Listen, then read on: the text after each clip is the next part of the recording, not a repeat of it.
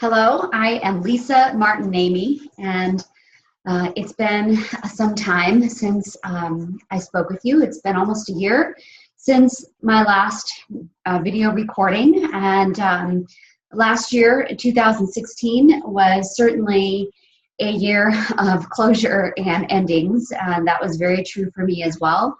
I experienced last year the death of my mentor and closest friend. Both of my children grew up and moved out of my home, and one of my animals passed away, and so it was a pretty challenging year for me, and it really instigated me, my goodness, what kind of English is that? It prompted that I really move inside. And in fact, I couldn't make a video. I tried and kind of beat myself up for not being able to, but I just couldn't, and the messages just weren't there. I was receiving plenty of messages, but they just weren't for public viewing at that time. So, so apparently now is the time, and I am going to channel for you today, but I don't know what what the message is going to be. I have no idea.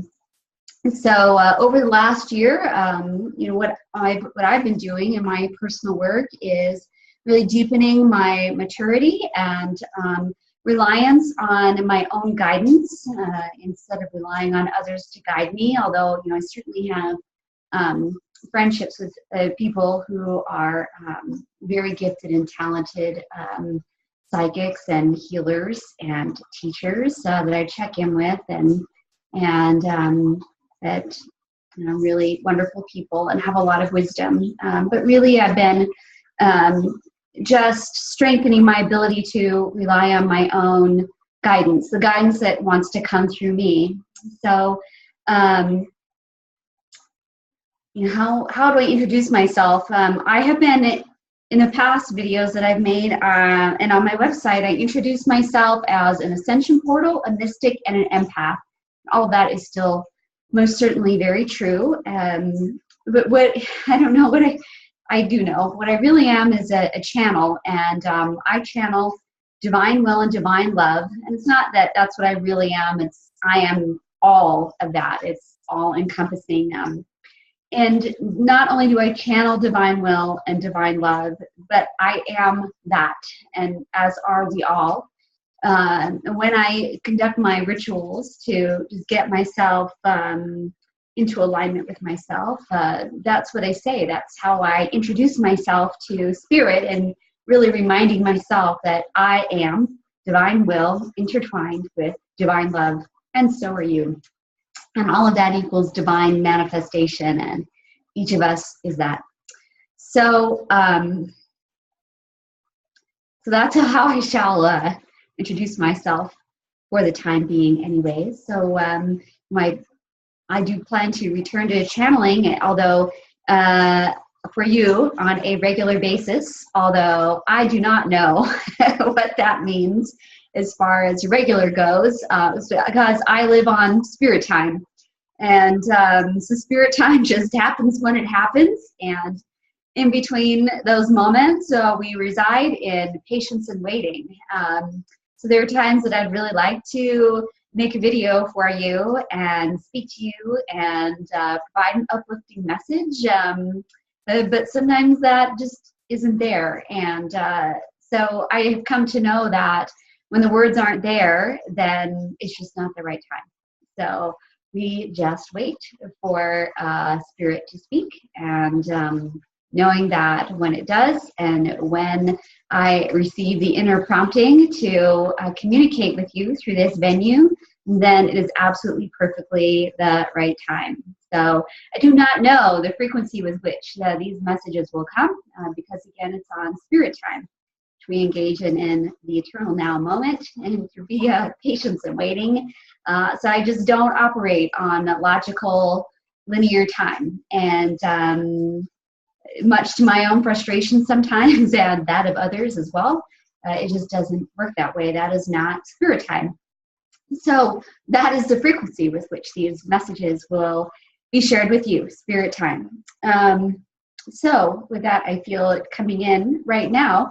So I'll just take just a moment here and get myself centered and in alignment with divine will and divine love intertwined, and we shall see what this force of creation which it wishes to, which is hilarious, wishes to share with you. I'm already hearing a little part of it, and it wants me to share with you a little bit of my story about, very briefly, about how I came to have this ability. So my awakening occurred approximately 10 years ago, and it wasn't like lights on, lights off. It's been this gradual unveiling, and at the time that I became aware of the fact that I had a little something extra going on, at the moment that that happened, I had this spontaneous life review, and I saw that I'd actually been having these spiritual experiences my entire life, despite the fact that I'd been living a very typical life up until that point in time, which was in 2007.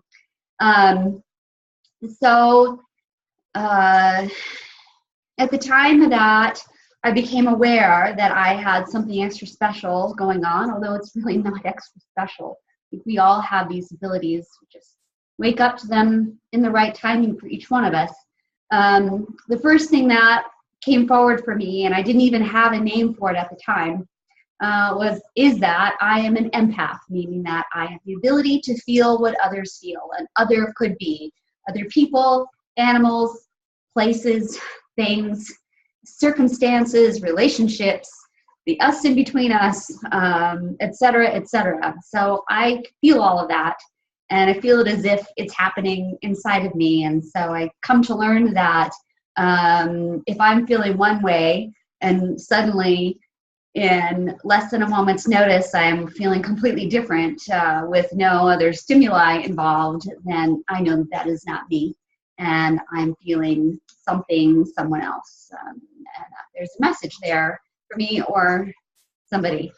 So that was the very first thing that I became aware of, is that I'm an empath, and shortly thereafter, within weeks, then I also had this healing ability come through me spontaneously. It really felt like a very angelic presence and initiated me to that aspect of myself, and I had this natural healing ability that came through me, although it wasn't something that I was able to direct consciously. It just came when it came. So fast forward many years, several, maybe we're not many, this has only been going on for a decade for me. Fast forward numerous years, the next thing that I became aware of about myself is that I remembered that I am an ascension portal. And so how I experience ascension portal is as a, not a fragment, but a, what's the other word?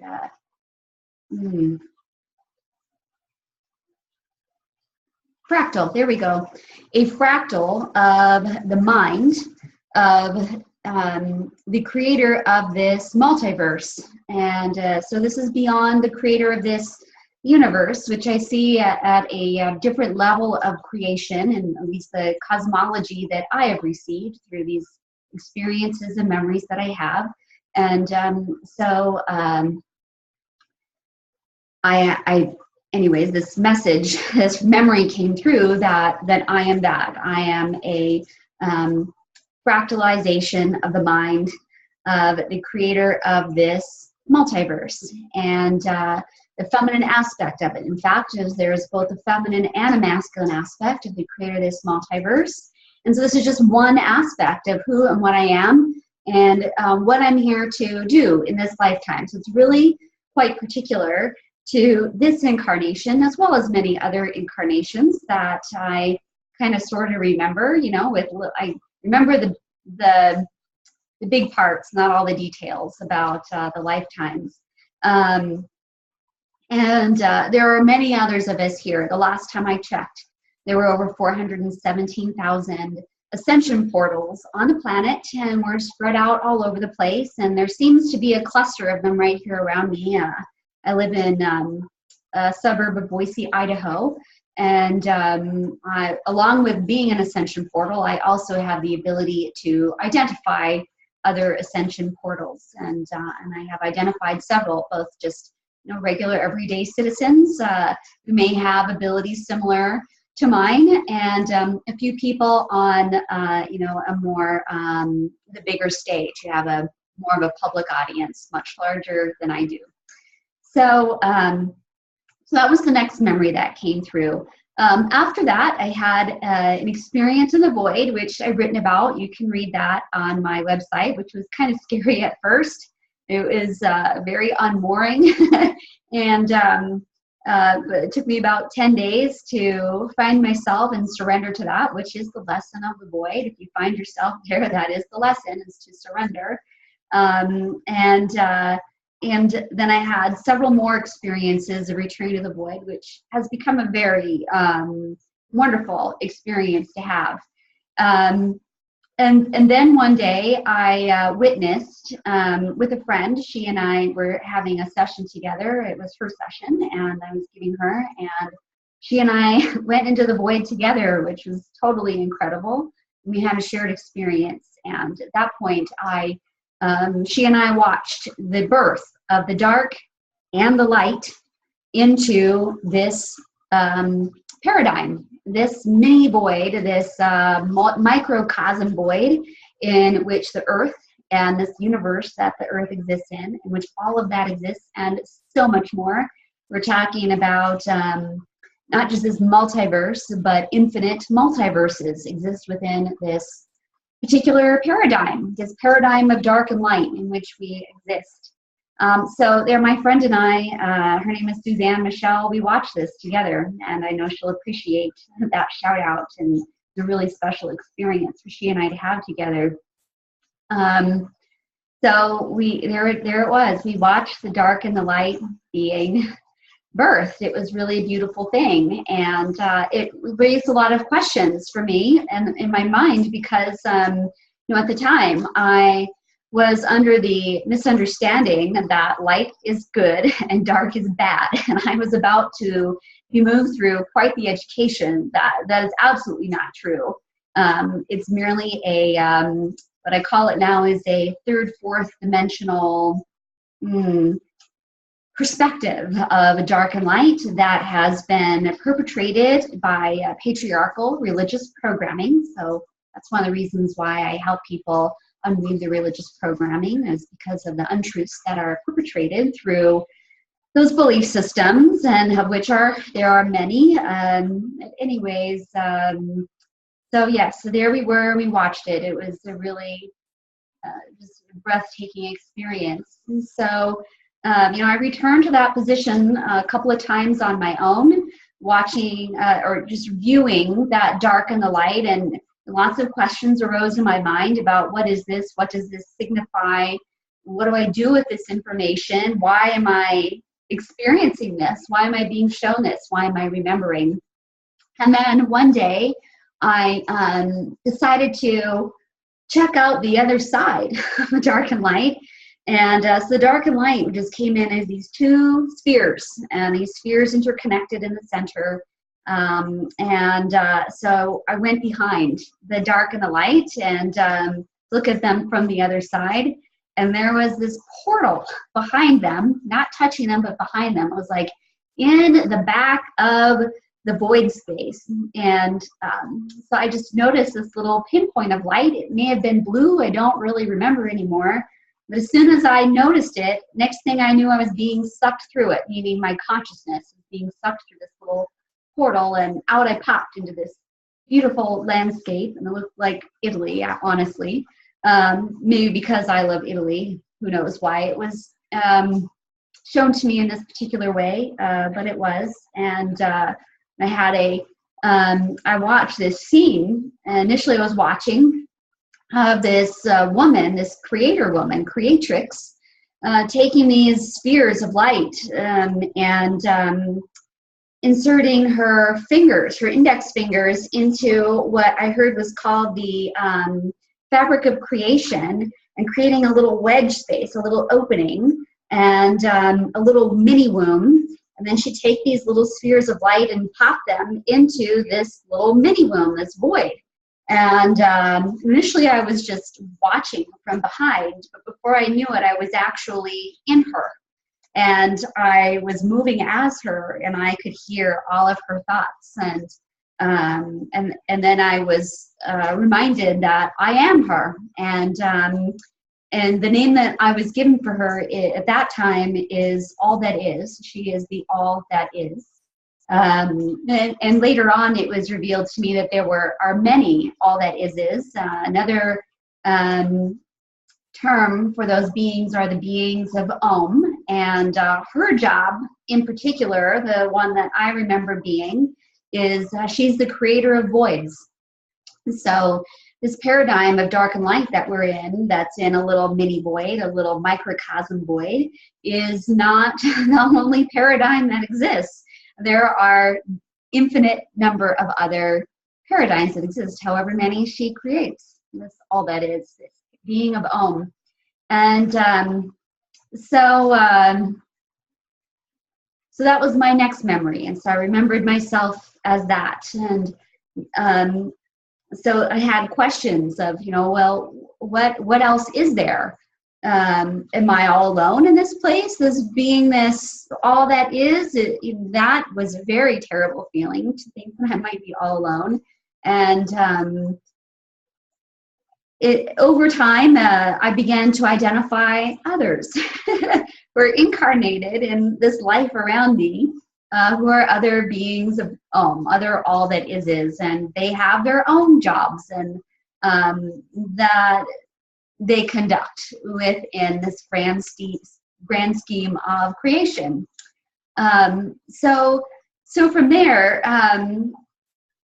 the next memory that kind of awakened or opened, it felt like an opening inside of me, is that I remembered myself as divine will, which I have experienced as the great divine feminine, which other words that I have, or terms that I have come to associate with this divine will, this divine feminine, are Shakti, Sophia is another one, and divine power is another one. And I remembered myself as just this vast, immense energy, and this energy was just constantly moving. And the lemniscate figure, the figure 8, the infinity symbol, was very prevalent. Like I felt myself moving as this in every direction possible simultaneously. It wasn't just one, it was all just weaving and intertwining with each other. It was so beautiful. I remembered myself as her, and I then experienced divine love coming in as a rod of light. So as this divine will, I saw this rod of light shooting in through the space that is me, and the space that is the I am. And I wondered what that shooting beam of light could possibly be. I asked, I said, well, what is that? And the response was immediate. And the response was, that is the love frequency. And so this light, this white, yellowish light, is divine love. Love equals light. And it came shooting into me and hit my center. And the moment that it did, I intertwined myself around it and wrapped myself around it, just like a kundalini or a spiral or a snake.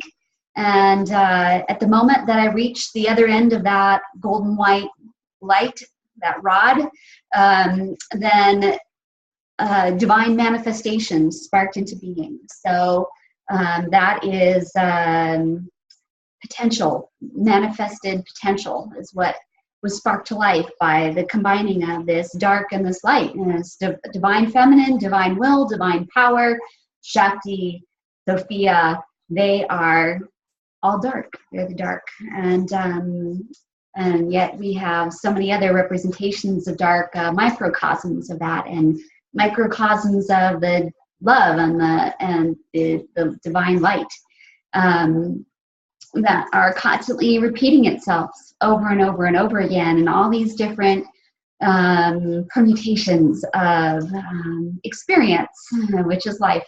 And so that's what we're here doing. So that's how I got from there to here. And that's the information that I bring to you. So anytime I am channeling or working with somebody, that's what I'm connecting to. So I connect with divine will intertwined with divine love, such as the dark and the light, divine feminine, divine masculine, and that's what I bring through. And so it's just is what it is, and it's a beautiful, beautiful story. So let me see. So that's if there's anything else that any other messages that would like to come through me today that would be appropriate to share with you. Okay, one moment, please.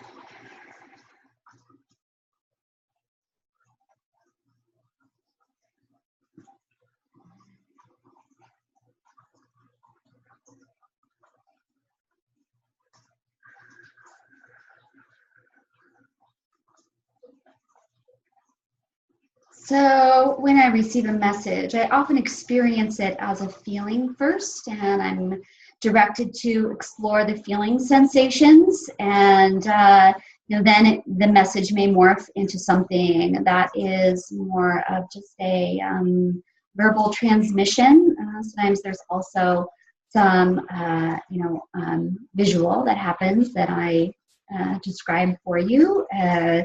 But the feeling state is what's coming in first. So, so right shoulder feels so overworked, so tired, and it's even painful. And the pain even goes down into the elbow and the right wrist, the right hand, the right thumb. Left side feels really great though. Okay, let me see what this is about. It even reaches back into the rhomboid on the right side. Really painful. I'm sure many of you have had that pain before. And usually I associate that right rhomboid and any pains that might arise there having to do with betrayal. It's a theme that comes up there. Also feeling the lower back, the back of the sacral chakra. So this has to do with, usually has to do with finances. Is that the case today? No. Okay, it has to do with sacred sexuality, which is a major theme that's been coming up for me, and I've been asked to explore and transmit by spirit. So we'll see what's going on there. Okay, let's see what else. What's going on the right shoulder? Also the right side of the neck and the right trapezoid. So this shoulder muscle here, very, very tense. Okay. Okay, so who or what is this regarding? So this message is regarding all of humanity. This is directed to all of humanity. And this is the condition that humanity is in currently, right at this moment now. Overworked, in pain, exhausted.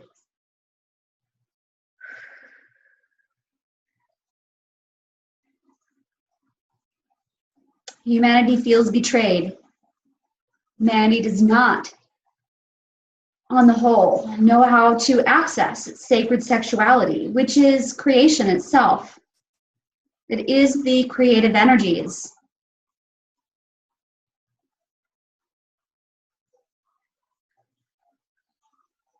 love is trying so desperately. It's not trying. That's what it says. Okay. Love is trying desperately to enter into the hearts of humanity, and it is happening. It is being willed.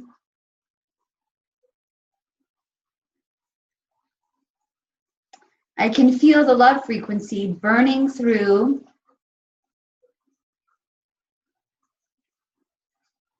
the fear, the blocks, the unwillingness, the undeservedness, the low self-worth.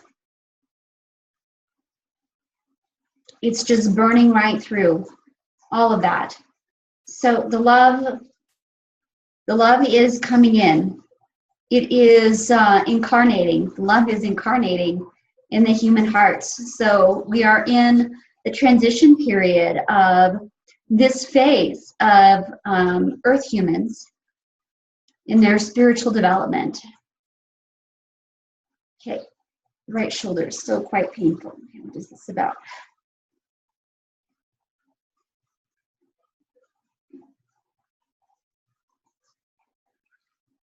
Also upper thoracic spine. There's pain there. I don't know what that is. Okay, so what is keeping humanity from being able to consciously not only experience and remember, but also embody this love frequency that so many are desiring to have? There are so many who believe that light is the way to go, and it's the only way to go, and it's the only path. It's the right path, but it's only 50%. It's only half of the right path, but it's a good place to start. And for this cycle that we're in, eventually coming around to acknowledge that dark has been misunderstood, and it has equally as much wisdom and goodness to share. But this propensity to be immersed in this idea, this belief system, which has been absorbed by humans, again, via patriarchal religious programming, that they must work hard to earn this experience of the love frequency, is creating terrible pain. But it is through the experience of exploring the pain that the human will find their way to the love frequency. So the message here is to surrender to this pain, to go inside, to inquire, what is this pain? And to allow oneself to immerse their consciousness, their feeling state with the pains in the body, whether they're in the shoulder or the heart or the throat or the tail, but wherever. It doesn't matter where the pain resides, where it arises. The motivation is to dive into the pain and allow yourself to explore it, because the pain is only there to serve to provide you with some direction. It's actually going to show you the way to go. It's going to show you the route that you need to take through yourself to get to the place where you are able to open your heart space to allow the love frequency to begin to enter, or enter more deeply. And to surrender to that. So many people are afraid of this love frequency because of what they've been told love is, which is generally not true, or what they have experienced as love, which had a lot of pain attached to it. So the way to break through these untruths is to allow yourself to merge with the pain, whereas most humans try to push the pain down, push it away, forget about it, numb themselves to it. You know what I'm talking about, etc. You know, most likely we've all done these things. to try to get away from the pain, resolve the pain. But as one of my another friend said, the only way out is through. And why oh my, that is such a truth. And that just comes up over and over and over again. So you are so deeply encouraged to allow yourself to experience the pain, merge with the pain, surrender to the pain that you experience in your own body physically or emotionally or mentally, and allow that pain to speak to you. So there's a little process that I love to use that has helped me, and as well as many people that I've worked with, to open to the message that pain or uncomfortable emotions or states of being have to offer us. They're all there as a teacher. And so the little process is, first, we acknowledge the presence of the pain, whatever that is. So we just start by acknowledging it. Hello, pain. I acknowledge you. Thank you for being part of my experience. Thank you for being here. So we're expressing gratitude for this particular experience of life, which is not our normal way of being, at least in westernized culture in the United States of America. And so from there, it's also helpful. Oh, UPS van just showed up. My dog might bark here. So we'll just, hold on. Don't knock on the door. Okay, he's going. Great, we made it through that without any barks. So we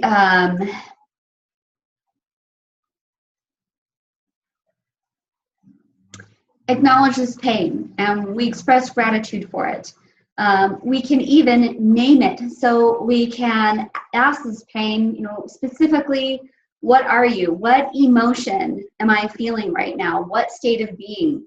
And it's often the case that we're experiencing a whole bunch of emotions at one time, and sometimes they can just feel all glommed together and as a conglomerate, and maybe we don't know what all the emotions are, and so we just allow one to arise. And the first one that arises, we just take that and run with it, or the one that's the strongest or the most overpowering, whatever that is. And it might be fear, or it might be anger, or it might be sadness, or it might be rejection.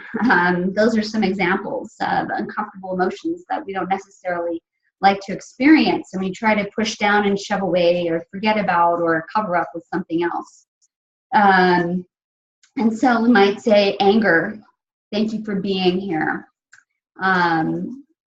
I acknowledge your presence. And the very next thing we do is we give this emotion, this pain, this feeling, whatever it might be, we give it permission to be as big as it wants to be. So we even give it permission to take over our experience in this moment. And usually we do this kind of exercise when we're all alone, so we're not taking out those emotions on somebody else. And we just give it permission. And it's already going away. So, so pain or anger or whatever it is you're experiencing, I give you permission to be as big as you want to be, and just pause for a moment and breathe into this and feel as this uncomfortable sensation is expanding and expanding out of this tight, constricted place where we've shoved it down and allowing it to be free. So we just give that a moment.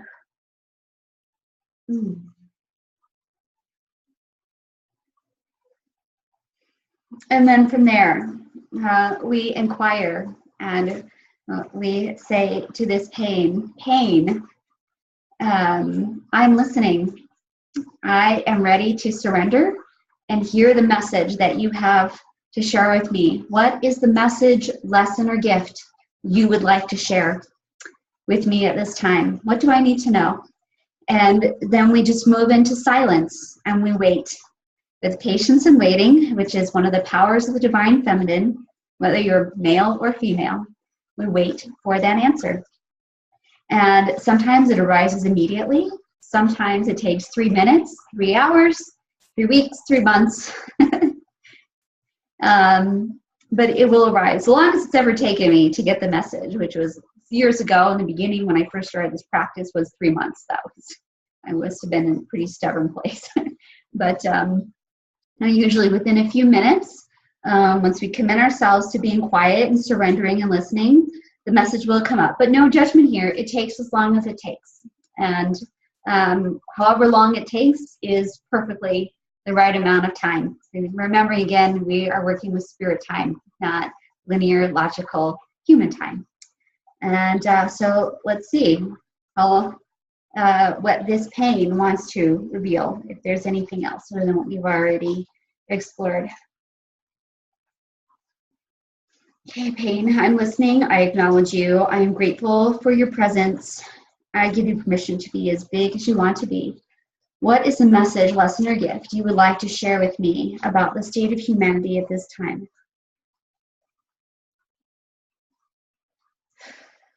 And if you're doing this exercise with me, you might notice that as you move through this process, the intensity of whatever that feeling state is begins to diminish as it's acknowledged and it feels wanted and has permission to be expressed. It begins to diminish.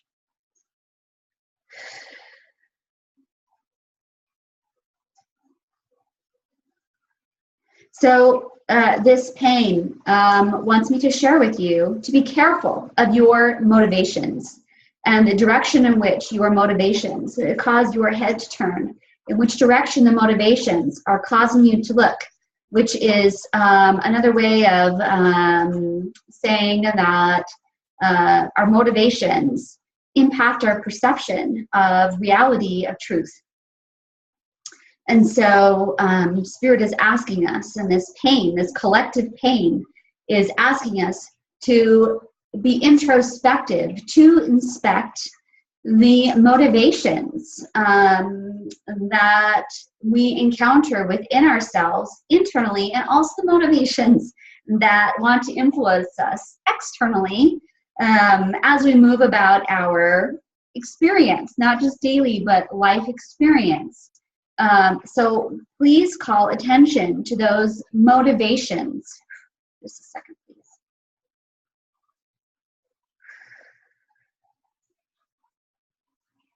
So it is those motivations that are not rooted in truth, that are rooted in,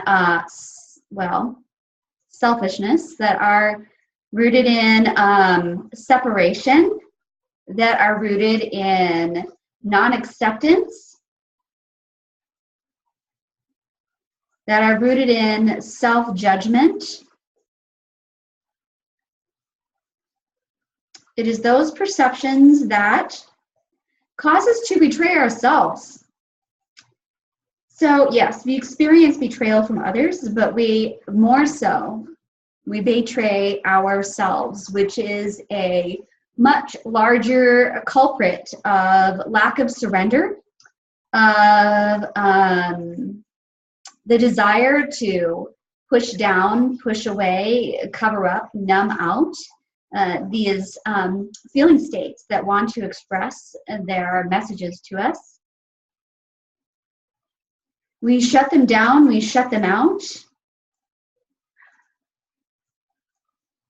and we shut out love because we're afraid. We're afraid of seeing how we have betrayed ourselves, how we have caused ourselves to be in a state of separation from ourselves.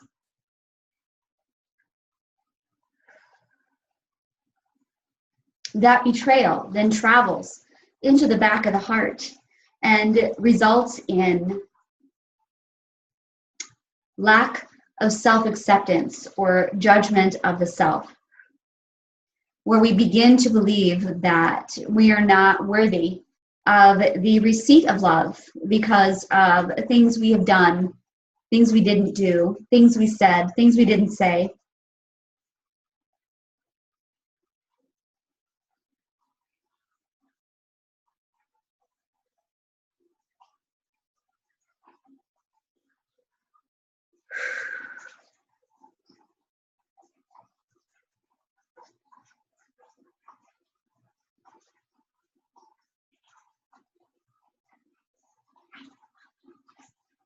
And this is the root of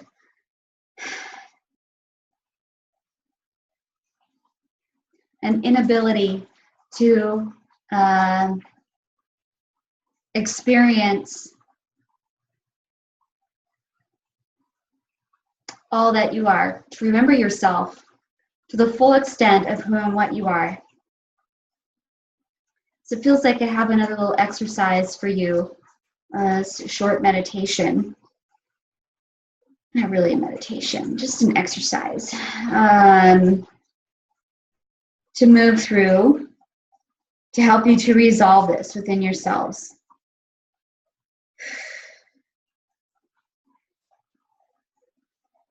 So closing your eyes, you're asked to please place your consciousness in your root chakra.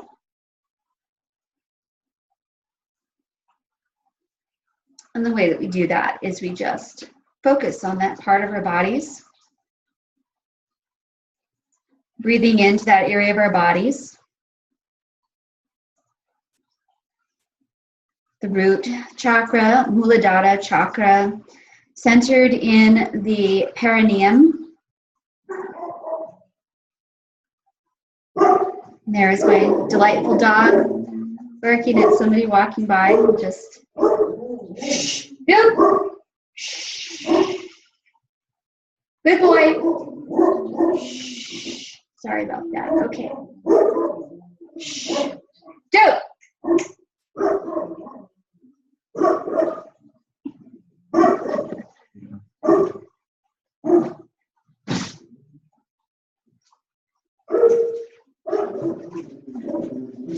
Go lay down. Thank you. Down. Duke down. Duke down.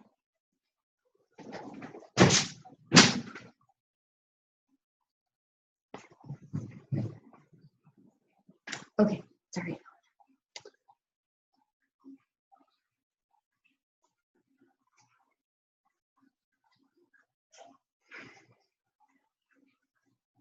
Okay, so returning to the root chakra, hopefully you stayed there.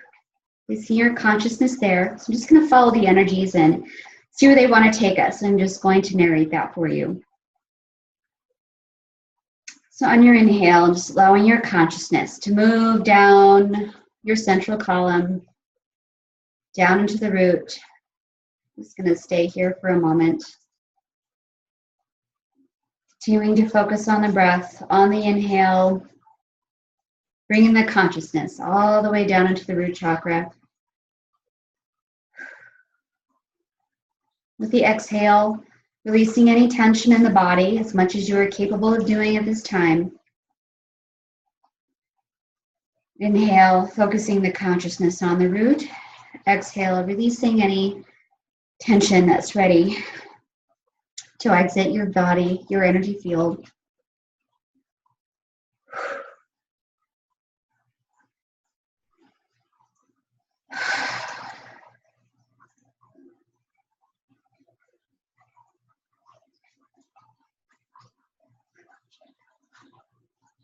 So from here, from the root, we're now being asked to guide your consciousness up through your pranic core. So that's the very center of your energy field that runs down the center of your body. Bring that energy up, that consciousness, from the root chakra all the way up to the throat. Centering your consciousness now in the throat chakra, Vishuddha chakra.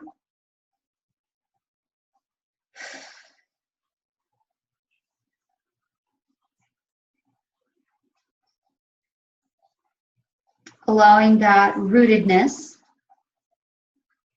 to anchor the throat chakra. To anchor the throat chakra in the earth dream. The earth dream of nature. The nature dream. The natural human state. Human as nature.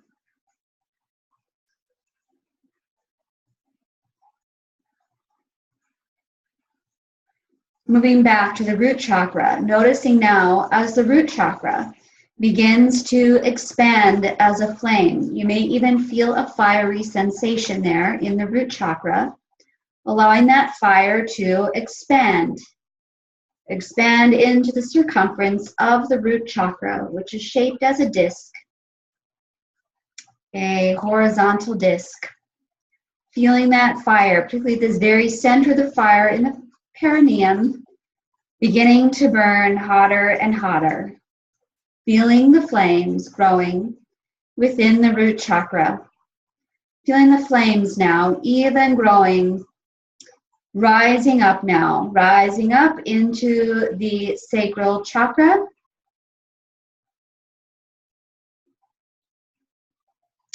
And rising up into the area of the diaphragm. Feeling now as that flame is rising up, continuing to burn hotter and hotter, the flames rising higher and higher within your physical and energy form.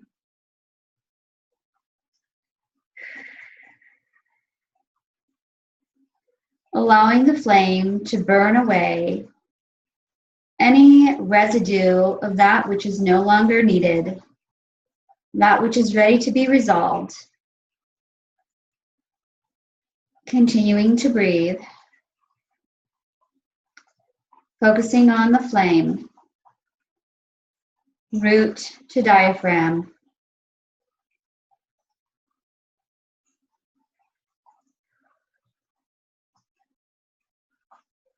Continuing on your exhales. On each exhalation, a release of anything that is no longer needed, a release of pain, a release of discomfort, a release of discordant energy. And on the inhale, we focus on the flame, root to diaphragm.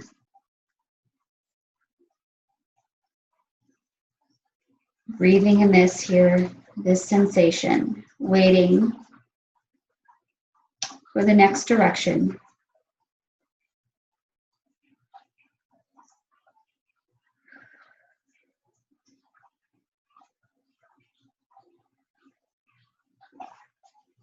Returning to rest here in this space when you are weary, when you are overworked, when you are tired.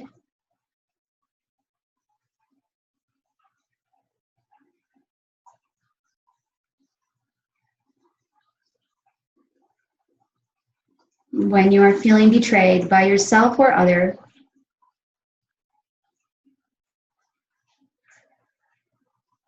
Noticing now as the flame continues to rise and has now reached the heart.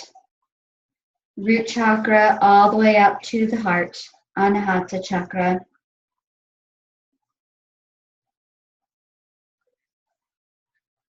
Burning away. Burning away the separation. Burning away the residue. Burning away the blocks. Burning away the unworthiness.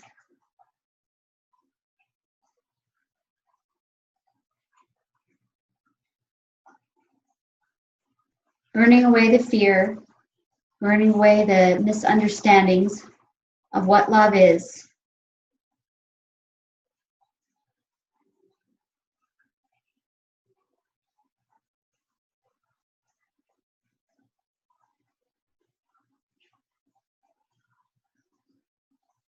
Feeling now as the flame reaches up into the throat chakra, again, burning away the untruths, burning away the blocks to expression, burning away the blocks to creativity, burning away the misdirected motivations.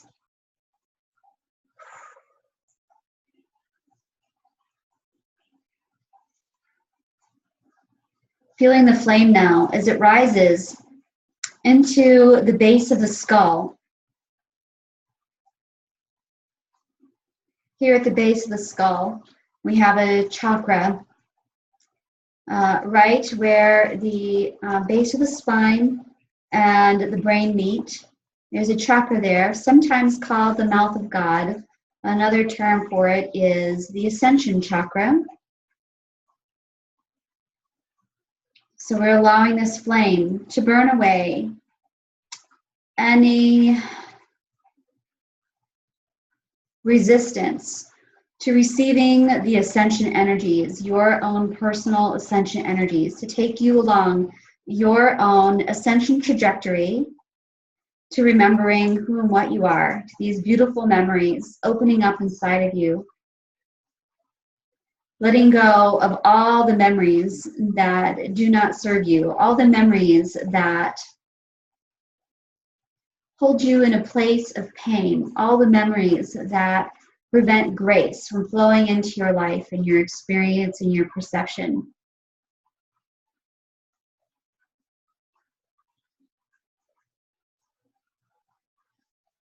Feel the flame just burning that away. And the flame rises now into the third eye.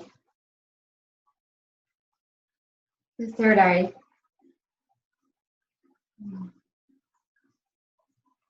May even feel that burning sensation spreading throughout your brain, allowing it to erase the connections in your brain that lead you to having misperceptions about this incarnation, this experience of reality, misperceptions of reality, misperceptions of the earth reality, misperceptions of yourself as spirit, misperceptions of who and what you are. Knowing that all of those connections are being burned away right now. Surrendering to this burning, this tapas.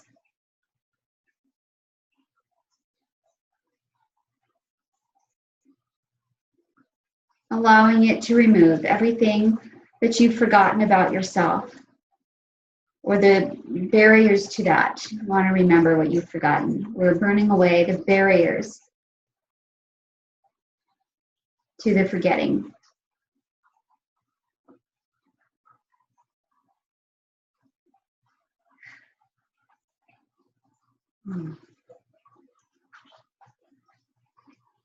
Just breathing through this.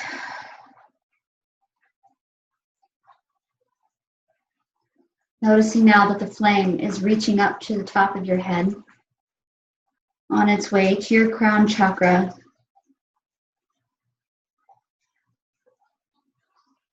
Noticing that there's a blooming and a blossoming, relax, a release, a relaxation in the sacral chakra. Suddenly your sacral chakra, your lower back, has relaxed and released the tension there.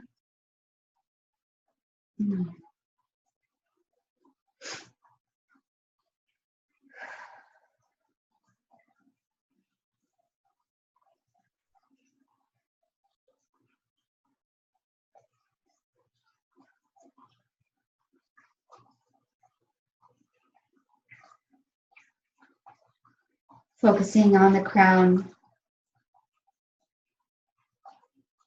Feeling also a relaxation and a release in the crown, and opening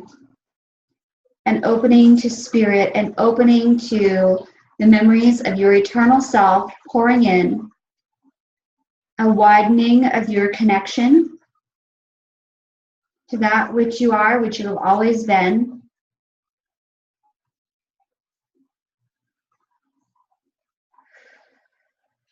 And we are left here with this.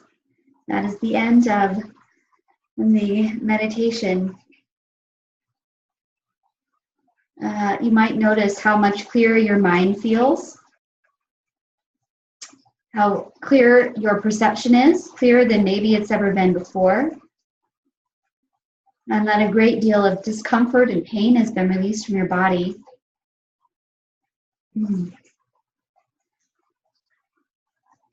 So with this, we will conclude today's message and today's channeling, and I thank you for listening. And If you are interested in connecting with me more on a personal level, please visit my website. My website address is lisamartinnaimi.com, and you'll see it here in the details below this video. And I would love to hear from you. If you have any questions or if you'd like to just connect, please reach out to me. I would love to speak with you. So thank you very much.